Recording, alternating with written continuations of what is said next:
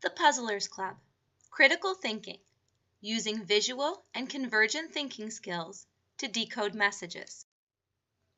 Dudley the detective, Sybil the scientist, and Max the magician are known throughout Crystal Pond Woods for their convergent thinking abilities. One afternoon, as they sat studying the clouds in the sky, Max had a great idea. "Dudley! Sybil!" Max said with growing excitement. "Let's start a club for those who are visual as well as convergent thinkers. We could have a special club name and hold meetings. We could share our favorite puzzles with each other." "That's a great idea!" exclaimed Sybil. "The members could also take turns trying to find the most challenging puzzles to bring to the club meetings." "Yes!" joined in Dudley.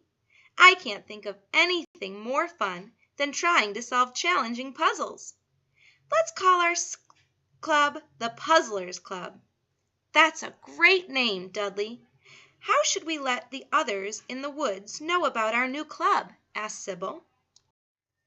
As the three friends thought about it, Max the magician had a wonderful idea. "Why don't we devise a code?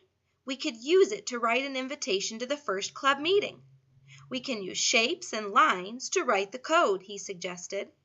"Then we know that those who come to the first meeting have already found the answer to the first puzzle." "I think that's a great idea," enthused Sybil. "Do you know that a code itself is called a cipher?" Sybil the scientist knew lots of scientific words. "That's a very interesting word," interrupted Dudley. "I have more words," continued Sybil. "When you rewrite a message in code, it is called encoding. First we have to decide what to write for our invitation to the first meeting. Then we will have to create a code, and finally we will write our invitation using the code we created." "So we will encode our invitation," clarified Max. "What is it called when our friends are able to solve the code and read the message?" "That's called decoding.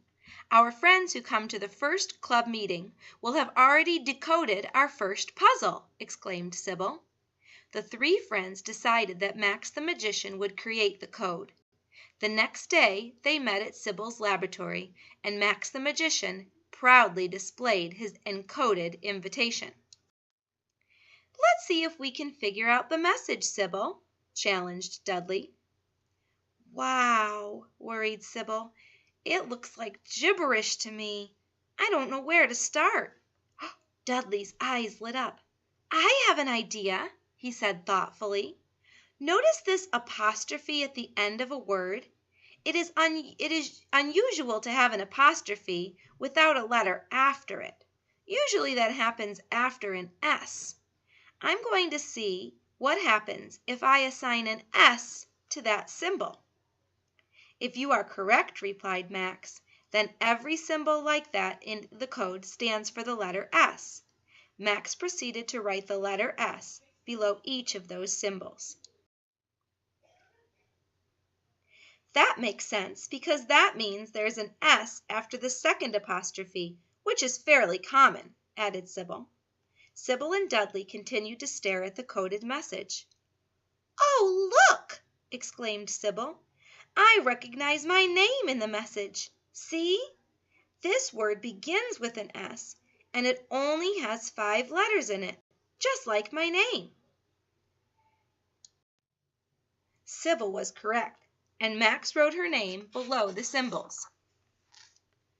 "Don't you also have to fill in the symbols that we now know stand for Y, B, I, and L in the rest of the puzzle?" asked Dudley. "Yes," replied Max. "That is such an important part of the decoding process that I wanted to see if you would remember to do it." From one of my classifying activities, I know that E is the most commonly used letter in the alphabet.